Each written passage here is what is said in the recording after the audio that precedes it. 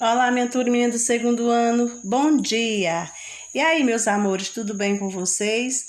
Gente, hoje nós vamos iniciar nossa aulinha de história no grupo 8, né? Vamos iniciar no grupo 8 e nós vamos estudar a história do negro africano.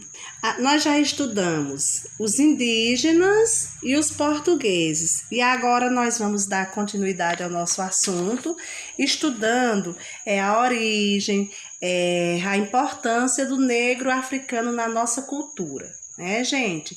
Então, eu convido vocês a pegarem o livro de vocês na página 125 e vamos ver o que diz aí. Neste grupo, estudaremos a influência dos negros africanos na formação do povo brasileiro. Para tanto, iremos conhecer como eles chegaram ao Brasil, como viveram e como foram tratados pelos povos colonizadores. Pesquisar a história do negro, seus hábitos, costumes, língua e crenças é compreender as origens da nossa descendência afro-brasileira. Então, gente, bem aí vocês podem observar no livro de vocês uma imagem de transporte de um comboio de negros, né? Olha como eles vinham amontoados, como eles eram maltratados.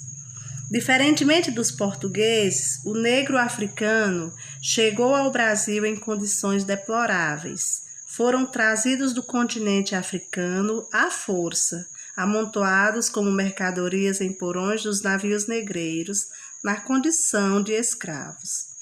Quando desembarcaram, foram comercializados e vendidos aos donos de fazendas para trabalhar nos engenhos de cana de açúcar do Nordeste brasileiro, na extração de ouro e pedras preciosas e nas minas. Mais tarde, nas fazendas de café e em outros trabalhos para o homem branco. Eram tratados como propriedades de outros homens, assim como os animais, cavalos e bois, ou seja, eles eram considerados ferramentas de trabalho para o enriquecimento dos senhores de fazenda. Então, gente, esses senhores se apoderaram da vida dos negros e tratavam da pior maneira possível. Eles viviam em condições deploráveis, em condições de escravo mesmo. Na página seguinte, diz que homens e mulheres e crianças foram escravizados. Algumas mulheres realizavam todo o trabalho doméstico na casa dos seus senhores. Lavavam, cozinhavam, cuidavam das crianças, inclusive amamentavam-nas como amas de leite. Ama de leite são aquelas mulheres que amamentam crianças alheias. Às vezes, elas deixavam seus filhos sem mamar para amamentar os filhos dos patrões, né, gente? Vocês podem ver aí uma imagem dos negros africanos capturados na África para serem vendidos como escravos. Mais embaixo também tem os escravizados trabalhando na lavoura canavieira. E os negros escravos viviam em situação precária. Dormiam amontoados na senzala, que a senzala era o nome do local onde eles moravam, sem nenhuma higiene e conforto. Eram marcados a ferro como sinal de propriedade de seu senhor. Sofriam várias formas de violências praticadas pelo capataz. O capataz era aquele homem que era responsável pelo trabalho deles. Quando não cumpriam as ordens recebidas, eram castigados e punidos, presos a correntes e também a outros instrumentos de castigo. Muitos se revoltavam e não aceitavam essa condição de vida, por isso acabavam fugindo. Os escravos eram perseguidos e, quando encontrados, punidos e castigados. As palmatórias e os chicotes ardiam-lhes sobre as mãos e as costas, causando às vezes a morte. Vamos ver um anúncio do jornal da época da escravidão. Tem aí, nesse quadro, escravo fugido. a 24 de novembro de 1877, fugiu da fazenda do senhor José em Taubaté, propriedade de João Francisco Malta, o escravo Gregório Pardo. Eduardo, 32 anos, mais ou menos, altura mais que regular, corpo reforçado, fala descansada, bons dentes, olhos grandes e sanguíneos. Quando quer mover-se depressa, porém seu natural é apesado, pouca barba, ocupação, roça, porém faz qualquer serviço como carrear e etc. Gosta de lidar com animais como cães, espingarda e caçar. Também gosta de batuque.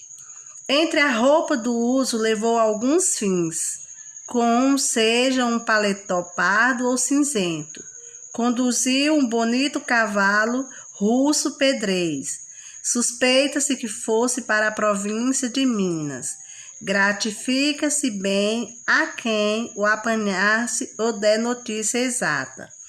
Então, gente, vocês podem ver que esse escravo fugiu e logo colocaram um anúncio com as características de como seria esse escravo fugido e ainda gratificava a quem lhe desse notícia desse homem, desse escravo, né, gente?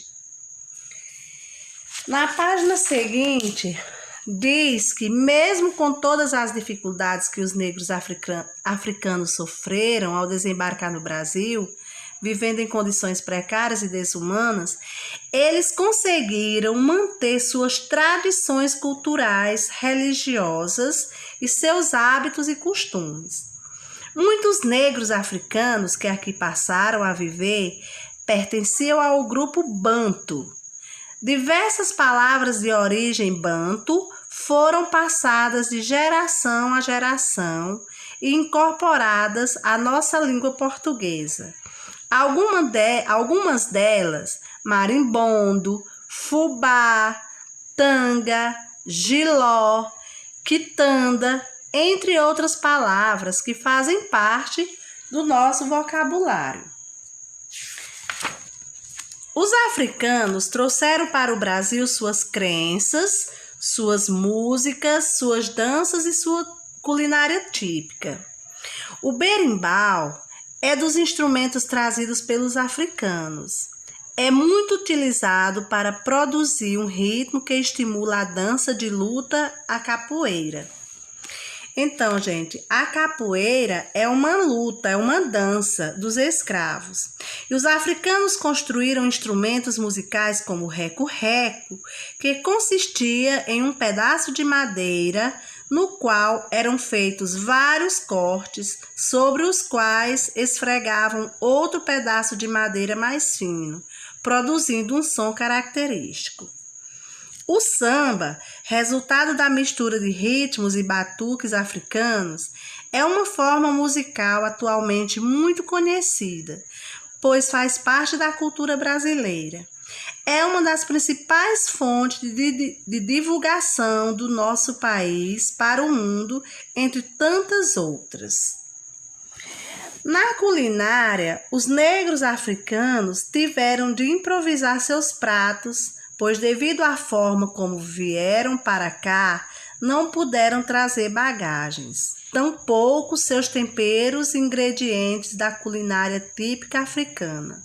Mesmo assim, suas especialidades na culinária encantam o mundo, como o acarajé, caruru, mugunzá, que é aquela canjiquinha que a gente fala, né? Cocada, bala de coco e tantas outras. Alimentos que vieram do continente africano, entre outros, foram o coco, a banana, a pimenta malagueta e o azeite de dendê. No Nordeste são também populares o inhame, o quiabo, o gengibre, o amendoim, a melancia e o jiló. Aí vocês podem observar no livro de vocês uma imagem de um bolinho que é acarajé, que é o prato típico da cozinha baiana. Tem influência da culinária africana. Aí vamos ver um pouco sobre a miscigenação étnica do povo brasileiro. Você já se perguntou por que temos características físicas bem diferentes uns dos outros? Convivemos com pessoas que possuem traços físicos diversificados. Algumas são brancas ou negras, outras mulatas, com cabelos pretos, lisos ou louros, ondulados, ruivos ou crespos, olhos azuis, verdes, castanhos, entre outras características. Toda essa pluralidade de tipos físicos tem uma razão que pode ser chamada de miscigenação.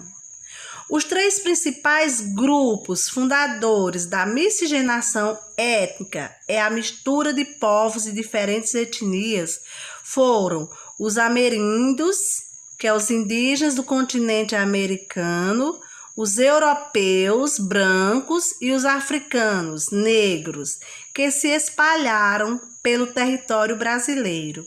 Dessa mistura surgiram o caboclo, que é a mistura do branco com o índio, o cafuso, que é a mistura do índio com o negro, africano ou seus descendentes, e o mulato, que é a mistura de negro com o branco.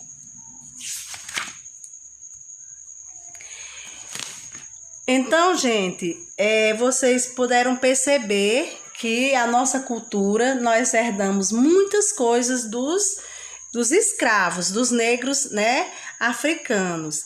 E também nós podemos observar aí na página 134 a tela do pintor espanhol Modesto Brocos Gomes, que retrata fielmente o processo da miscigenação, que é uma avó negra, a mãe mulata, esposo e filhos brancos, né? E isso se dá sempre nas nossas vidas, na nossa sociedade. Sempre existe famílias que têm um filho mais claro, outro mais moreno, né? Um com cabelos ondulados, outro com cabelos lisos. E isso se dá devido à miscigenação. Então, gente, eu espero que vocês tenham entendido e que possam responder às atividades que estão presentes no livro de vocês, com as páginas que eu vou indicar, tá certo, meus amores? Então, gente, por hoje é só. Beijos da tia de Orlando e até a próxima.